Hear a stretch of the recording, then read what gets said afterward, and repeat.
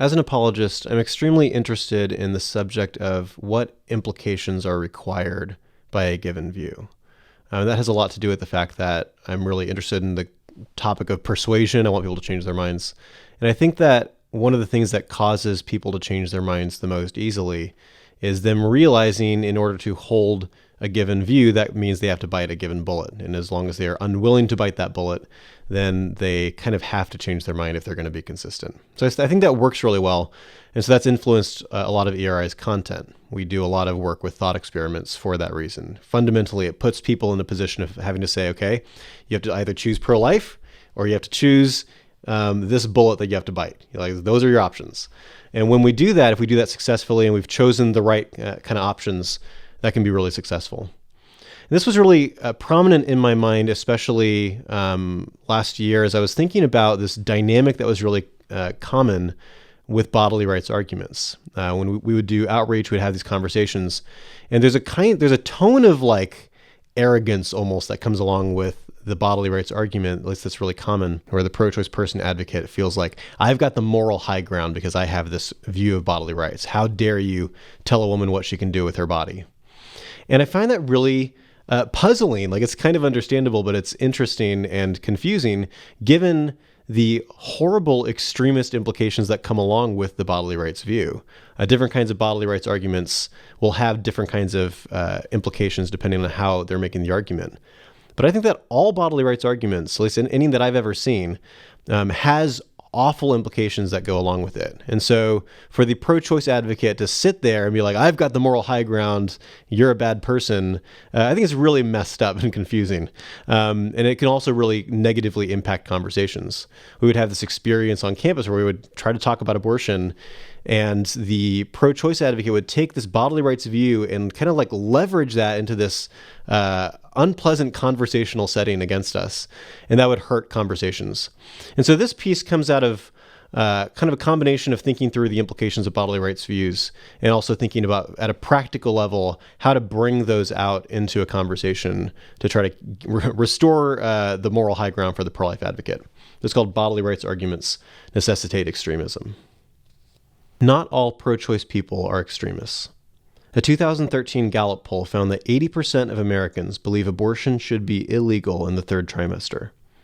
A 2012 Lozier Institute poll found that 77% of their respondents believed sex-selective abortions should be against the law.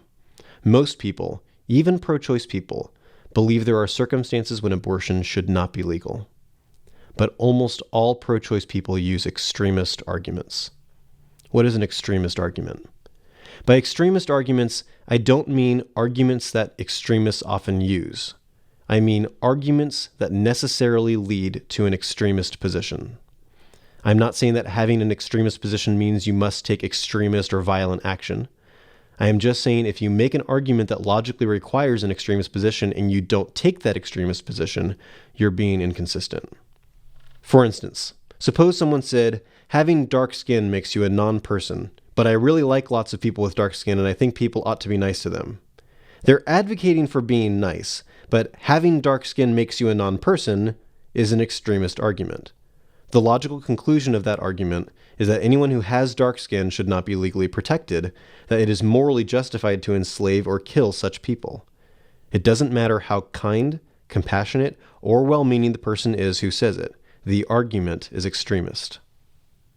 People are welcome to try to justify abortion with extremist arguments, but they should expect to be gently challenged to hold a consistent view. If you're making an extremist argument, you should be consistent and hold the extremist view that comes with it. Pro-life people can make extremist arguments too. For instance, if a pacifist pro-life person said, abortion is wrong because it is always wrong to take any human life, then that person would be forced to oppose even killing in self-defense or defense of others. That would be an extremist argument because it necessitates an extremist view. Describing views and the arguments that necessitate them as extremist is intended to be descriptive, not pejorative. Consider the pacifist example. I personally know several extremely virtuous people who have advocated for that view, and my intent is not to mock them. It's also, of course, possible that an extremist view could be true.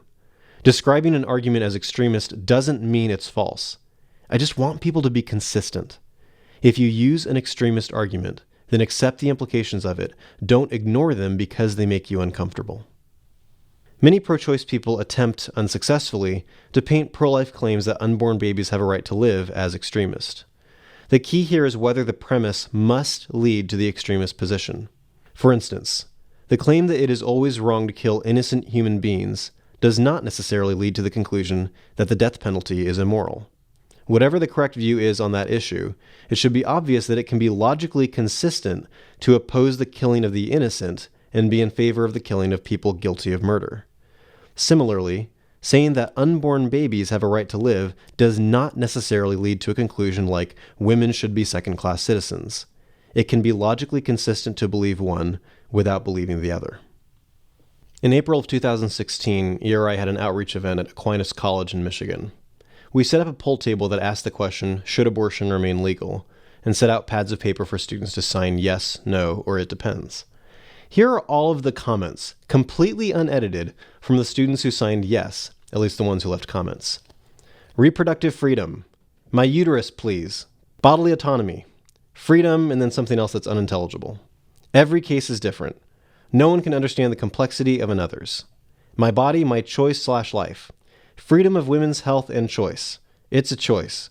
Just like people cannot be forced to give blood for their children, they should be forced to give life. I like that, and then arrow pointing to that one. It's the women's right to choose. Yes! Exclamation point. Motherhood is a choice. I believe in the agency of the person who's putting their life at risk. Bodily autonomy. Bodily autonomy plus viability beginning at birth! Exclamation point. Ban on abortion disproportionately affects poorer communities. None. Not my right to say. Mother's choice. My body, my choice. Choice, in quotation marks. Not your body, my body.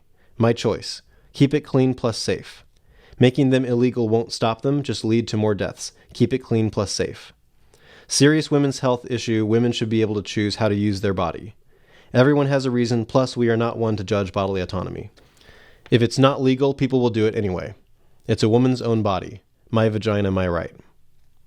For those of you keeping score, that's 14 out of 31 comments with explicit references to bodily autonomy.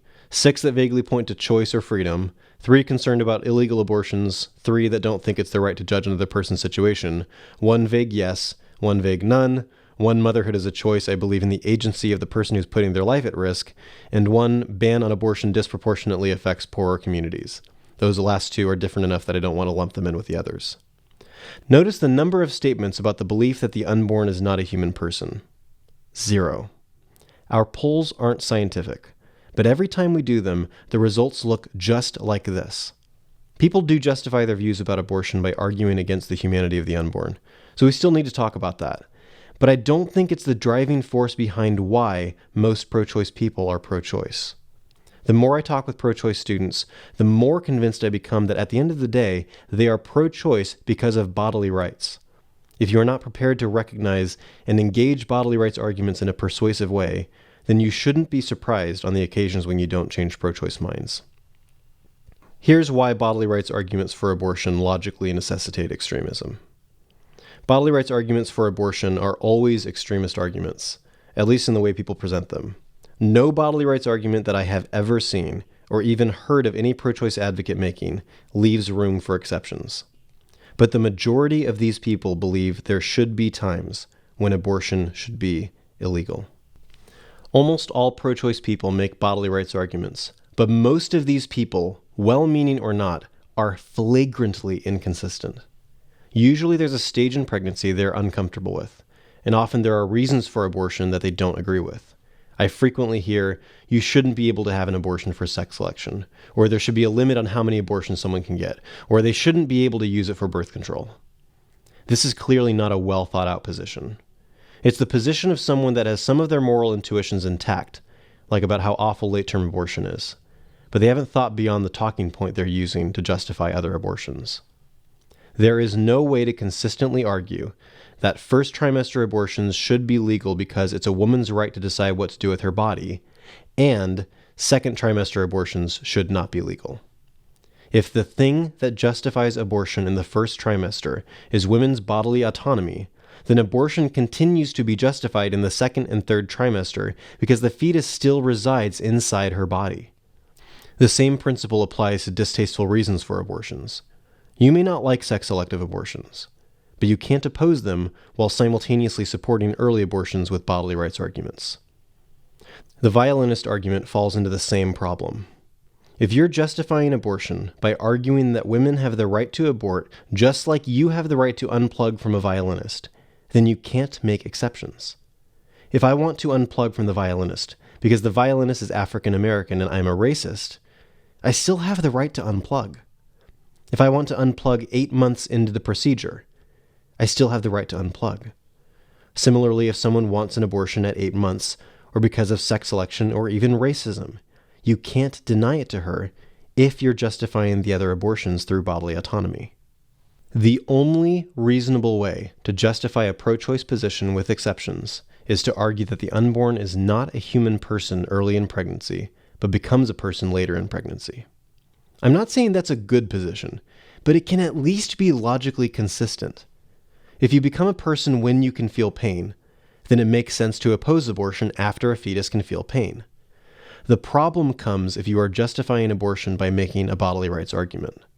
As soon as you do that, you have thrown open the door to accepting all abortions, and the only question is whether you're consistent enough to recognize it. How to turn the tables. In an earlier blog post, I described how powerful it is to turn the tables on pro-choice rhetoric.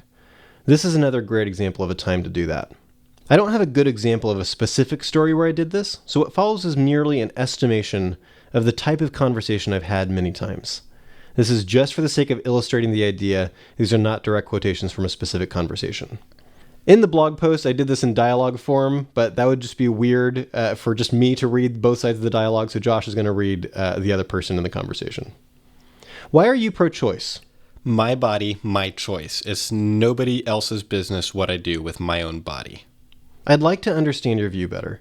Do you think there are any circumstances when a woman shouldn't be allowed to get an abortion? What do you mean? Well, I'll give you a common example. Most people are pretty uncomfortable with abortions at like 8 months. What do you think? Oh, I'm definitely not for that. I'm only for abortion in the first 20 weeks. Really? I'm confused. At 22 weeks, isn't it her body, her choice? How is it anyone else's business what she does with her body? Well, I get what you mean, but after 20 weeks, it's too late. The baby is too developed. I want to understand your view, but I'm struggling. Based on what you just said, it seems like you aren't really justifying abortion with bodily rights. It seems like you're justifying abortion by claiming that a fetus doesn't count as a human person until 20 weeks. The bodily rights claim isn't sufficient by itself to justify abortion, because as soon as you think the fetus is human, you don't think abortion is justified. Yeah, I think both at the same time. In the first 20 weeks, it isn't a person, and women should have the right over their bodies. I actually think you don't need the bodily rights argument. If the fetus isn't a person, I think abortion is obviously justified, don't you? Yeah, I guess so. Bodily autonomy just matters a lot to me. That makes sense. I think bodily autonomy is really important too. It seems like our main disagreement isn't about bodily autonomy, though. It seems like we need to determine if the fetus is a human person. Notice how vacuous the pro-choice rhetoric is if they have exceptions. It's nobody else's business what I do with my own body, but only in the circumstances I'm comfortable with. You should also notice that the extremely common arguments about back alley abortions have the exact same problem. If you're going to justify first trimester abortion by arguing that it's better to keep abortions legal so women don't seek them illegally, then how can you justify making any abortion illegal? If you make an abortion illegal, a woman might seek it anyway and do it unsafely. When people make extremist arguments, like bodily rights arguments and back alley abortion arguments, I'm not recommending that you treat them rudely or call them names. I'm not saying to scream at them that they're extremists. Please don't do that. I'm suggesting that you help them to understand the logic of their argument. Help them to see that they only have two options. Either 1, embrace the extremist position, or 2, reject the extremist argument. But what if we make people even more pro-choice? There is a clear risk to this strategy. Sometimes they'll just embrace their extremism, and then they'll walk away even more pro-choice than before. My colleague Jacob Nels shared this story with me of a conversation he had at Grand Valley State University the day before we went to Aquinas College. He said, I engaged a young female professor in a dialogue by asking her, "Excuse me, ma'am, would you take a moment to sign our poll? Should 20-week abortions be legal? She signed no. Thanks for signing our poll. Would you mind telling me why you answered no? Once it goes that far along, abortions shouldn't happen. Okay.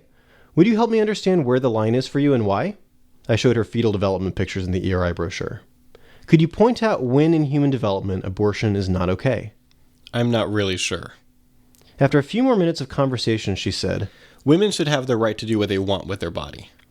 It sounds like you are saying that you believe women should have a right to complete bodily autonomy, and you do still believe the unborn is a human person. So is it your belief that a woman's right to bodily autonomy supersedes the life of the fetus? Yes. Could you clarify that for me? It seems like your statement that women should have complete bodily autonomy is in direct conflict with your answer to our poll that 20-week abortions should not be legal. Have you ever seen a picture of a 20-week abortion? No, I haven't. I have one here. May I show it to you? She agreed and looked at the picture. In the blog post version of this, we have a link where you can see the picture that Jacob showed her. So if you want to see that, then you can go to the blog post. Warning, it is extremely graphic. The professor responded, Oh, this is really bad. Yeah, it is. But in order to be consistent with your belief in bodily autonomy, then this procedure would have to be okay. Yeah, I guess you're right. I have to get going to class, but can I change my vote? Jacob's heart sank as he watched her switch her vote from no to yes, 20-week abortions should be legal. She left and didn't come back. So Jacob reasonably asks, Isn't this a dangerous approach? Aren't we going to help some people become more pro-choice? I've run into the same problem when I've responded to pro-choice arguments for personhood by pointing out that the other person's understanding of personhood would either include animals like squirrels or exclude newborn humans. Sometimes they react by abandoning their pro-choice argument, but other times they double down and say, fine, then it's okay to kill newborns, or fine, then squirrels are people too. When people react that way, in one sense it is like they become more pro-choice, but they won't be more comfortably pro-choice. There is a type of pro-choice view that many pro-choice people hold. It's a view that feels really moderate, reasonable, and compassionate. They know they're uncomfortable with late-term abortion, but they also know they want first trimester abortions legal. So they just start believing both things. They get comfortable with these beliefs. My goal is to graciously drive the comfortable pro-choice position into extinction. It is frustrating to see people bite the bullet on awful extremist views. I have watched pro-choice students go as far as to say that parents should have the legal right to kill their 10-year-olds because that was what it took for them to remain pro-choice about abortion. But I actually think that leaves them better off. I would rather they walk away knowing they had to agree to something truly horrific in order to remain pro-choice. One of the best ways to help someone to change her mind about abortion is to make her experience cognitive dissonance. If a person's only options are 1, pro-life, or 2, horrifically pro-choice, most people have enough decency to eventually choose the former.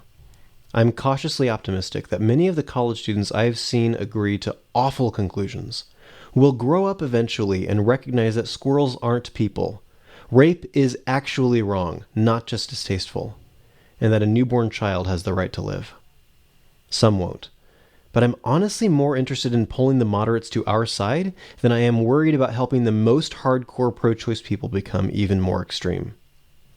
If thousands of comfortable pro-choice people have to choose between the extremism that their arguments demand and the voices of their consciences, then many of them will become pro-life.